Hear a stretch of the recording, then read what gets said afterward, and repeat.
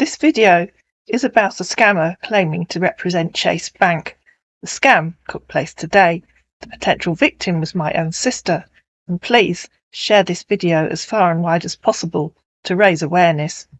My sister wasn't at home when this attempted scam happened. She was visiting another town, and she was actually in the street when her phone rang, which of course made her potentially vulnerable. She was having difficulty hearing the caller because of traffic noise, and her mind was on the meeting that she was about to attend. The caller claimed to be from Chase Bank and started by asking her if she was at home in the UK or if she was overseas.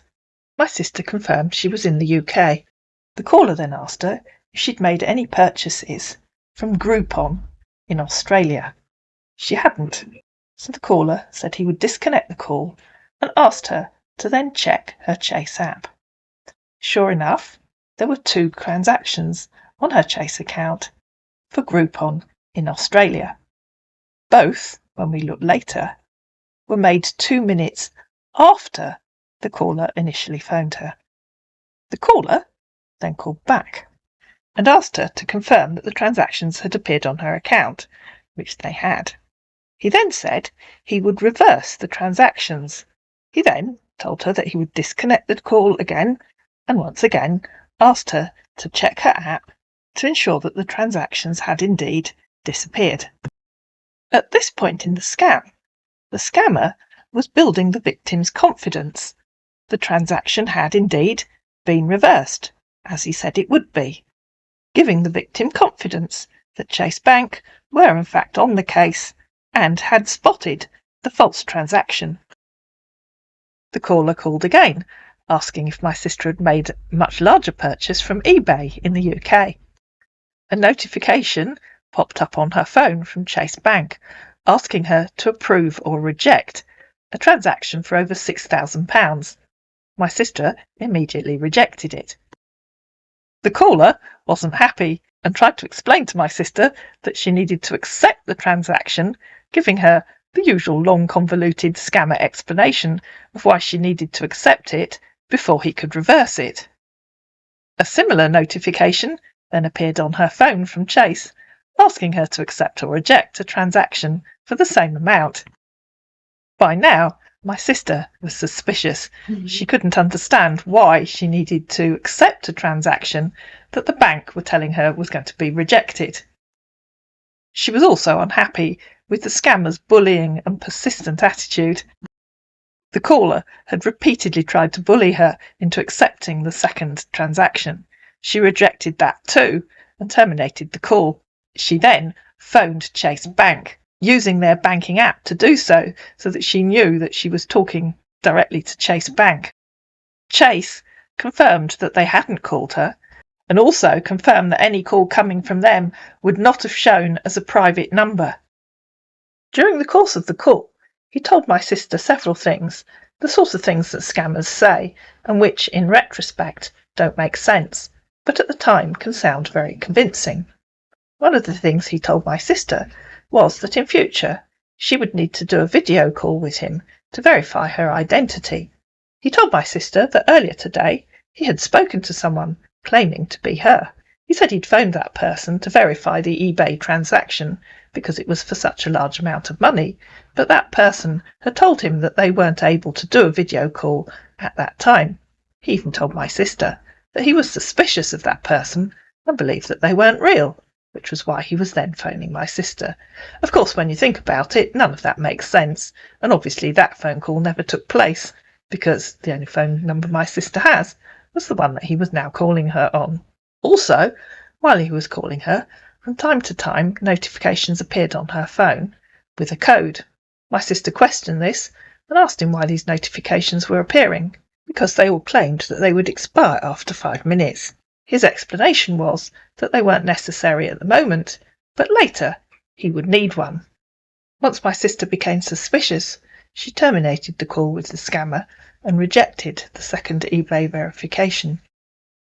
She then phoned Chase Bank, who, as I said earlier, confirmed that they hadn't called her and who gave her new card details. So what was happening? This is what we think might have happened. My sister rarely uses this card for online purchases, but just recently she had. It was through a reputable company and she was purchasing garden supplies, but it was just a small company.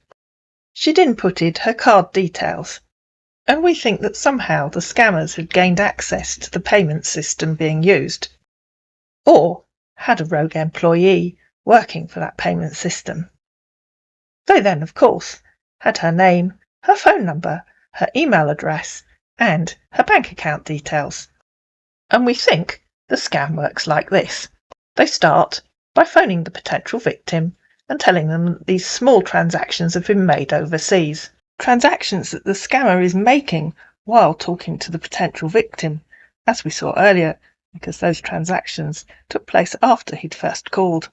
The transactions are then reversed, giving the victim confidence, as I said earlier, that the bank are on the case and protecting them from fraudulent activity. The scammer then makes the order from eBay, again, while he's calling the victim, a transaction for a large amount of money. The notification, of course, appears on the user's app, because it's their bank card details that have been used.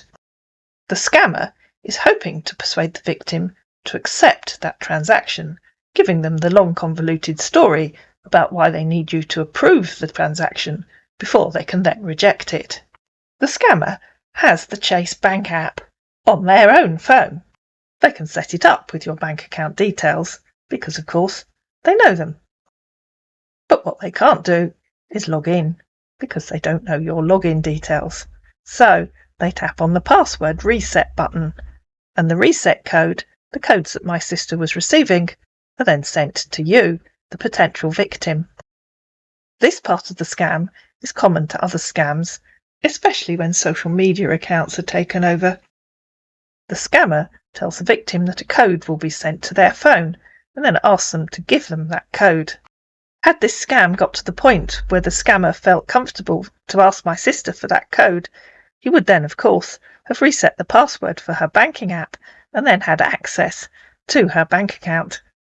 Of course, those codes all come with a warning telling you never to share it with anyone else, but equally, of course, the victims never see that bit because the scammer has groomed them, and so they're expecting to receive the code and hand it out without realising what they're doing. We've made Chase aware of this scam, of course, and we're also trying to inform the web designers for the site that my sister made that purchase through. We were able to determine that they were using a website designed by a local company that specialises in e-commerce sites. It might not have been that site, but it's the most likely one, and we want them to know that their payment system has potentially been compromised. So, if you get a call claiming to be from your bank, just be very, very, very careful about who you're talking to. In fact, put the phone down and phone the bank using the phone number obtained from their app or from their website. And if the caller tries to persuade you not to do that, then there's a very, very high chance that you're talking to a scammer. Apparently, the scammer had a British accent from somewhere in the north of England.